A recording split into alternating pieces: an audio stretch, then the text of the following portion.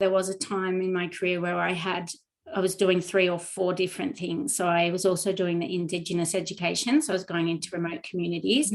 I was working for Qiara doing the education, and I was doing private practice as well. And it was, my hats got a bit too, confusing. And it was like I felt like I was kind of doing all 3 things, but none of them that well. And I had to take a step back and go, where do I want to put my energy? And so I kind of had to choose out of the Indigenous education and the Qiara, role, doing the education for them. And it was what gave me more joy, what was more rewarding, what was making me happier, what did I feel like was making more of a difference. And that was how I decided which ones to sort of streamline it into. Hello and welcome. Mentoring with Geraldine is a bite-sized practitioner podcast for naturopaths, nutritionists, herbalists, and practitioners. This podcast responds directly to your needs, the needs of the practicing natural therapist. With interviews, herbal discussions, something business and something clinical each week, you'll get the variety you need and enjoy to stay motivated in practice.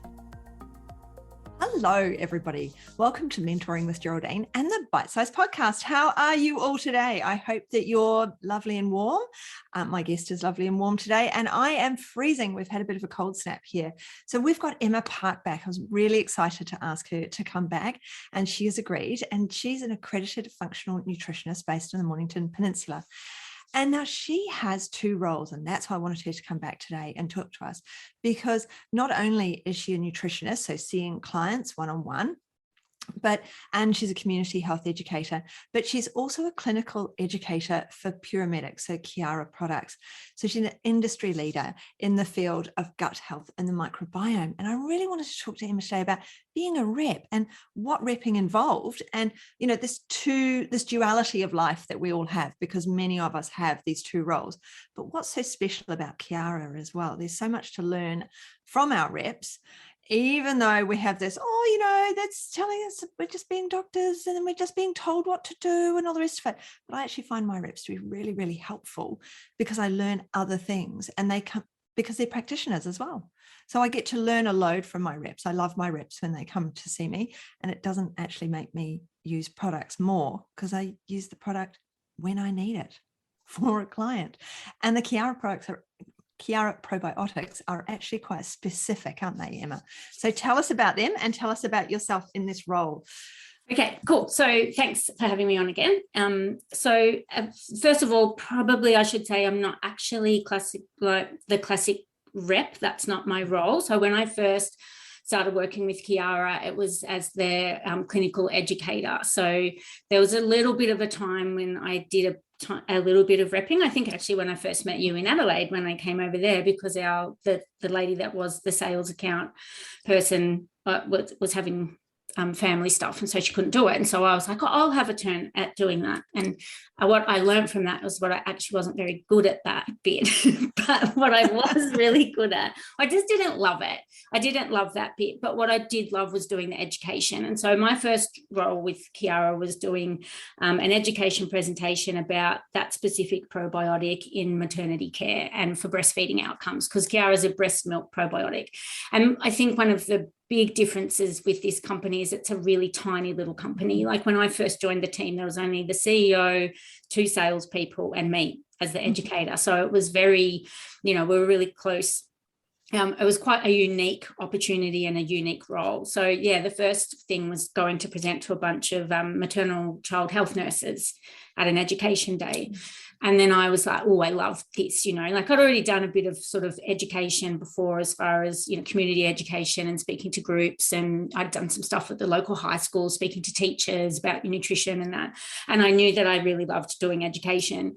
But then, yeah, when I got this role with Qiara, I was like, this is awesome. And I think, like I said, it was quite unique because of the small company. And so with that, we were able to, the role, I guess, developed organically as the company grew as well. So again, that's quite unique, especially from my experience. So we were able to then a part of that role was going to a lot of the professional conferences as well in that sort of maternity care field. So midwives, lactation consultant conferences, obstetric conferences, so I learned a lot about that field. Not only did I get to go to the conference and talk to and engage with all these health professionals and tell them about this great probiotic and the scientific research behind it, but also got to listen to all the experts talking. So whenever there was a topic that was up, whether it's nutrition or gut health or microbiome, which in saying that, like 5 or 6 years ago when I started with the company and we're going to those professional conferences, there wasn't much talk about that. But over those last years, it was so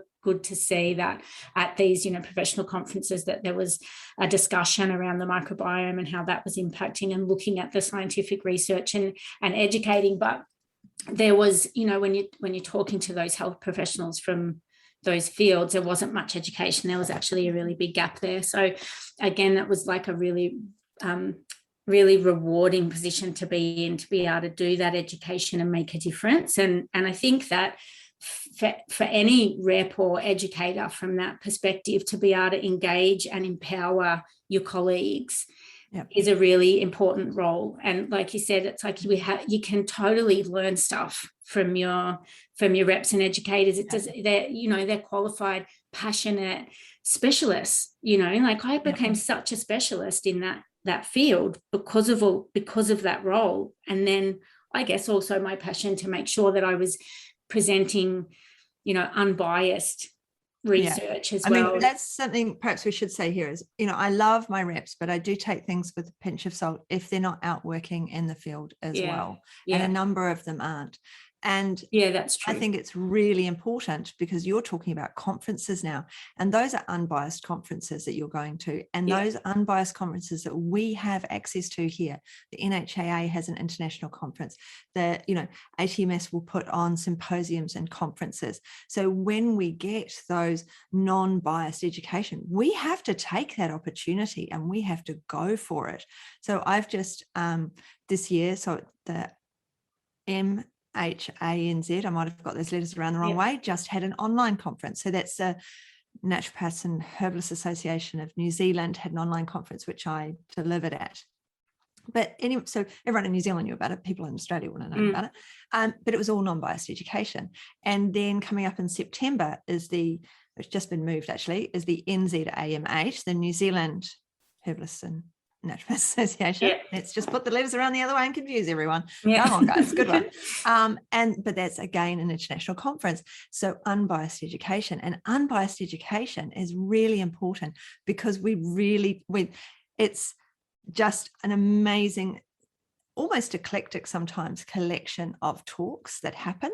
You learn so much, and because there's so many speakers on, you choose, I'm going to go into that room and listen to that person, I'm going to go into that room and listen to that person, and as a presenter there was at a trade table and delivering, you also get to go into all of them as well. So it's amazing going to conferences.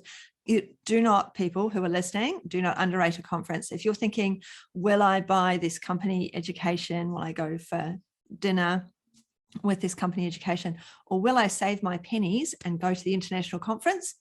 Save your pennies every time, without a doubt, save your pennies. I go to every NHAA international conference, and you don't have to be a member of the NHAA to go. So let's just... love a good conference, love a good, like I said, I was really lucky in my role because that's quite unique to be able to go and do that, and then also be allowed to go and listen to the presentations as well. And one of the things that again is super unique about Qiara is when I was starting to do that education and talking about that strain of probiotic for having clinical effectiveness in maternity care and breastfeeding outcomes, I said to them, I was like, there's other strains that have got good research for that, different applications, so for GBS and for atopy and that. And I said, we should be talking about those strains in the education, because I said, at the end of the day, we want the mums and bubs to have the best outcomes. And again, it's super unique that I went to the CEO and said, can I talk about these other strains alongside the Qiara strain in this education module? So this is accredited for the Australian College of Midwives from ANTA. It's education based, but I said I kind of got it across the line. I didn't have to push, but I was like, it makes our research look really strong as well, because Qiara's got some really good solid research for breastfeeding outcomes and They're continuing doing research on that strain, but to be able to put other strains in, and that's why we got the accreditation, essentially, because it is unbiased education. So then I was able to go and present that education at work at conferences. So we did that at the Australian College of Midwives National Conference, not last year, obviously, in 2019. I was due to do it again coming up at the national conference in Sydney. Obviously that's not happening this year, but we might get an opportunity to do it online. But yeah, so again, as an educator, I really do try and keep it unbiased, and I'm lucky that I get to work for a company that lets me do that. So again, that's pretty unique. But again, but like we said before, it's like that for people to, as an alternate job to just doing clinical practice, for me, it's awesome, because I think for me personally, just doing one-on-one consultation it's pretty hardcore. And if you're working on your own, because I work from home, that you're seeing your patients but not working within a group or working within a team. Yep. I really love that about it as well. So for me, it's a really nice balance. Yeah, I've always had to have the balance.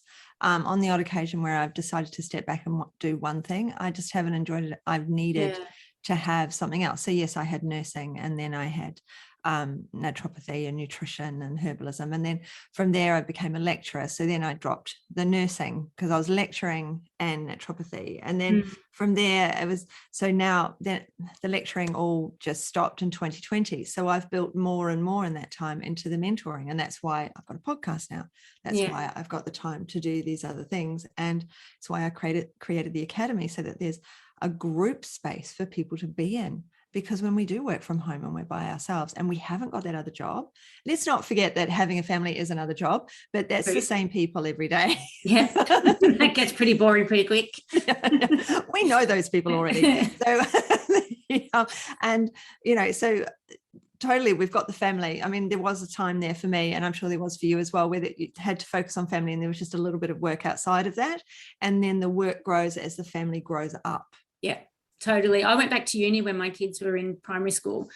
So I was a mature age nutritionist. Like I, did a lot of stuff before that. But when I realized what I wanted to do when I grew up, I was already 30 something. So I went back to uni when my kids are in primary school.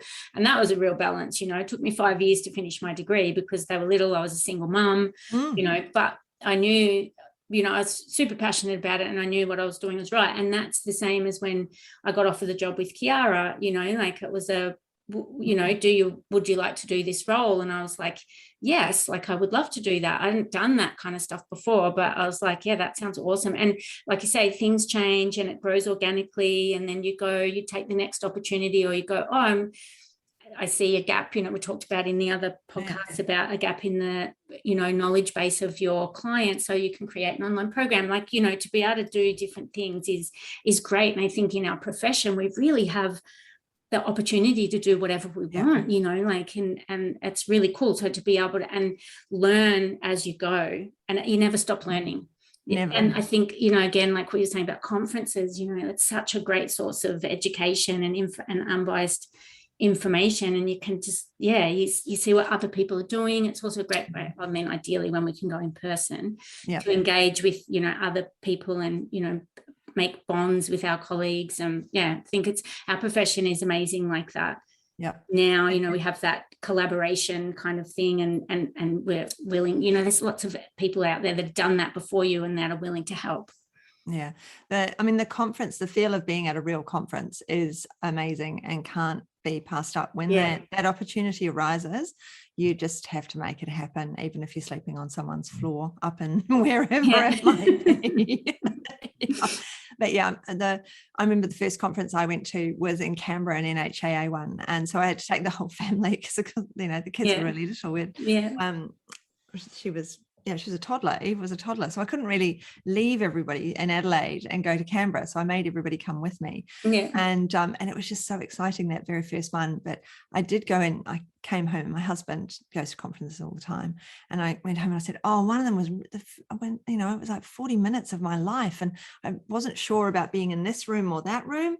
And I chose this room. And then I stayed because I didn't want to leave. And he just looked at me and he went, You don't like it, in the first 5 minutes, you get up and you leave in the first 5 minutes, you just go. Then they have to know not to take it personally, that in actual fact, you aren't interested in their topic, or the topic isn't as you thought it was going to be. So, but get up, do it quietly and do it quickly. And I was like, I wish you told me that before. Yeah, before.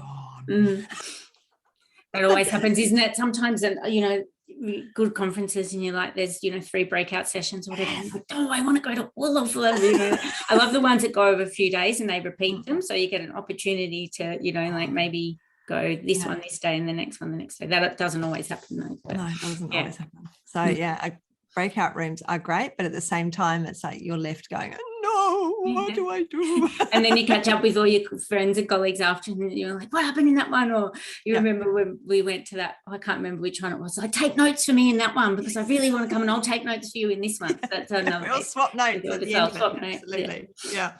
Get all the information. So conferences are amazing. Working with, in 2 jobs is kind of, you can sort of go, oh, it's too much for me. But what I always found is seeing too many clients was actually emotionally too much for me, emotionally draining, because, they're sick. That's why they're seeing you. They've got a lot going on. And so you've got all of their problems, and you're wanting to research them and do all of the things.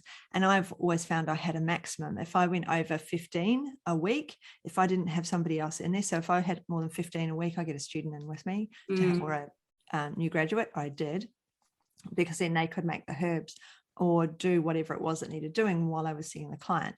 Now, of course, I'm online. It's a bit different because I get other people to make it. Everything's farmed out. I've changed it all. So everything comes from wholesalers now and drop shipped. So there's very little coming directly from me. So that's freed up time. But we didn't have that. You couldn't do that before. That whole online dispensary for practitioners is new. That's only happened in the last few years, right? That was a godsend when you're in a small clinic or a part-time clinic, to not have to have a dispensary. Like, that was a game changer for me. Game changer. Yeah. Absolute game changer. I used to carry, so you obviously can't see, and those people who are listening on the podcast won't be able to see, but I've got a fireplace in the middle of the room, and both sides are shelves on the fireplace, and at the top is all books, and at the bottom on the left is books, but all through the central area was all nutritionals. I had another cupboard full of nutritionals on the right hand side of the fireplace. That entire, all the way up, I need a ladder to get to the books. That is all herbs and nutritionals, and I had another shelf as well that was full of herbs. So now I've reduced it down. It's definitely probably a third to a quarter of what it used to be. I don't have a dispensary at all. And I only have a dispensary because I've still got those herbs. To use them. So I'm trying to use up my herbs. So, and I do get nutritionals because I can't help myself. I'll see something and I want to try it. So, and as people who are in strictly education and support, and they'll see me shaking my bottle, or any of the groups that I run, they'll see me with my bottle full of powders, because I do like a powder. So I'll take the herbs, I'll take the powder, lousy with tablets. But that's the thing, is there've been so many changes, and we've learned so much as we've gone on. And there are so many people out there who can help us. There's mentors and there's groups. I've got the academy. We've got these places to go. But at the end of the day, I sometimes think we need that other outlet. We need that other job it's kind of uses a different side of our brain. Just seeing the one-to-one client, I think can be very stressful, and I think we head to burnout that bit faster. But it's pretty draining. It can be pretty intense, and because we get the very complex, very, often, not always, but a lot of the time our patients are very complex, or that their end of their health journey, and they've like seen a million other practitioners or doctors, or came out the other end of mainstream with no answers. They can be pretty sick by the time we get them. And so having this another outlet, and sometimes, because in our last podcast we talked about your program, so even if somebody doesn't have another job as such, having a program is still another outlet, and working, because we have to have another outlet, I believe. So it might be that you don't have another job and you're an artist, or you're a gardener, totally, or there isn't, you are just doing the one-to-one, but in actual fact you have another outlet. So perhaps rather than calling it another job, I should call it another outlet, because there's another, having a balance. having a balance, making sure we're really balanced so that we avoid that burnout, which is really prevalent in our industry, because, you know, there's nobody there or there's no other outlet, and you're just going and doing that job. You're going home and then you're trying to wind down from that job, and yet you're not, because you're still studying your clients and doing the things. So you've got to have that other outlet, and a proper regular outlet, I feel. And I think, and knowing, and for something that you're passionate about as well, and you love, that's like, you know, talking about some kind of creative venture or gardening or earthing or, you know, whatever. Those things are really important as well, because then they come into self-care. But what I was thinking of, there was a time in my career where I was doing 3 or 4 different things. So I was also doing the Indigenous education. So I was going into remote communities. I was working for Qiara doing the education, and I was doing private practice as well. And it was, my hats got a bit too, you know, confusing. And it was like I felt like I was kind of doing all 3 things, but none of them that well. And I had to take a step back and go, where do I want to put my energy? And so I kind of had to choose out of the Indigenous education and the Qiara, you know, role, doing the education for them. And it was what gave me more joy, what was more rewarding, you know, what was making me happier, what did I feel like was making more of a difference. And that was how I decided which ones to sort of streamline it into. And at the time, it was hard working in that Indigenous education space, like, and so it was an obvious choice to me to, you know, to move into the Qiara education more, and just sort of keep those 2 roles, because I did feel I was spreading myself a bit thin, like I said. So it's like that can happen too when you're a yes person. I'm like, every opportunity that comes my way, I'm like, yes, I can do that. Yes, I can do that. Yes, I can do that. Well, I'm still parenting teenagers and stuff like that. But yeah, that would probably a little bit of advice that I'd go, if you feel like you're spreading yourself out too much, you come back and, you know, choose the things that are really rewarding and that you really love. Yeah, totally. Really have a pros and cons. If you're worried about where you're going and what you're doing, have a pros and cons. And with that pros and cons, have almost another section of where can I go with this? So it's all very well saying, you know, I want to work in the shoe shop. I want to work in one-to-one practice, and I want to carry on being a nurse. So where are you going to go with those things? So what is that shoe shop going to give you? It's going to give you some exercise, running up and down, getting shoes for people, and standing up and down and squatting. So that's an alternative probably to a gym membership, but that's about it. And sometimes we have to go, you know, that isn't going to get me any further. One-to-one, what can I do as well with that? Well, I could do programs. I can, you know, I keep my own brain going. I'm seeing people, I'm meeting people. I could learn something new. I could learn another modality, because I will be able to use it within what I'm doing. That's or you could specialize and you could niche, you know, like that's and niche. Yeah. That's the other thing as well, I should say, is it's all very well learning all these different modalities, but how do they fit into your practice? How are you going to use them? You know, what are you going to do with that knowledge once you have it? How will it expand your practice, and what will you do with it? Where will you go with that? So lots of everyone with questions today. I know, that was cool. And one quick add-on I'll say that about that learning other modalities. I've done that a bit recently in that last couple of years through doing my own education and doing my own development and coaching. And so now I've actually done training in coaching, and I've combined the coaching in with the nutritional medicine, and that's been a really good complement.